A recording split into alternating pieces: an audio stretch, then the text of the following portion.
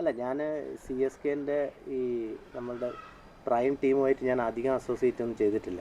പക്ഷേ last 2 years ആയിട്ട് ഞാൻ അവർക്ക് വേണ്ടി സ്കൗട്ടിങ് ചെയ്തു, ടാലൻറ്റ് സ്കൗട്ടിങ് ചെയ്തു. ഞാൻ എല്ലാ സയ്യിദ് മുഷ്താഖ് അലി 2 കൊല്ലം പോയി കണ്ടു, 1-2 വിജയസാരി ട്രോഫി കണ്ടു. അപ്പം ഇതിൽ എന്താണെന്ന് വെച്ചാൽ നമ്മൾ ഇപ്പം നമുക്ക് ആ ഒരു സ്ഥലത്ത് പോകുമ്പം പ്ലേയേഴ്സിൻ്റെയൊക്കെ ആ റെസ്പെക്റ്റ് കിട്ടുന്നുണ്ട് ഒന്ന്. ഓക്കെ, കാരണം ഞങ്ങൾ മാത്രമല്ല, സി എസ് കെ മാത്രമല്ല, ഫ്രാഞ്ചൈസി പല സ്ഥലത്തു നിന്നും എല്ലാ ഫ്രാഞ്ചൈസിയിൽ നിന്നും ആൾക്കാർ വന്ന് മാച്ചസ് കാണുന്നുണ്ട്. അപ്പോൾ നമുക്ക് പോകുന്ന സമയത്ത് ഇത് ഇങ്ങനെ പോകുമ്പം നമ്മൾ ഒരു പ്രാവശ്യം നമ്മൾ എവിടെയെങ്കിലും മിസ് ഔട്ട് ആയി കഴിഞ്ഞാൽ നമുക്കൊരു പ്ലെയറിനെ മിസ്സായി, അത് വേറെ ആൾ കൊണ്ടുപോകും.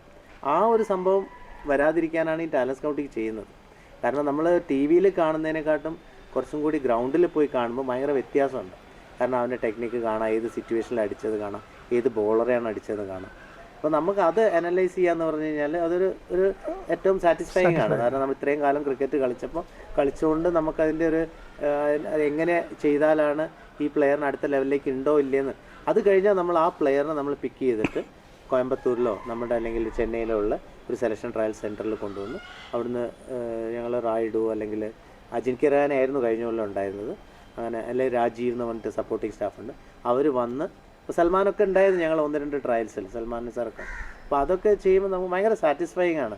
കാരണം തിരിച്ചും നമ്മൾ ക്രിക്കറ്റിൽ കളിച്ചും കോച്ചിങ് ഒക്കെ ചെയ്ത് തിരിച്ചും ഇങ്ങനെ ഒരു ഡിഫറെൻ്റ് ആയിട്ട് സ്കൗട്ടിങ് ചെയ്യുക, സി എസ് കെക്ക് വേണ്ടി ചെയ്യുക എന്ന് പറഞ്ഞാൽ ഐ ആം വെരി പ്രൗഡ്.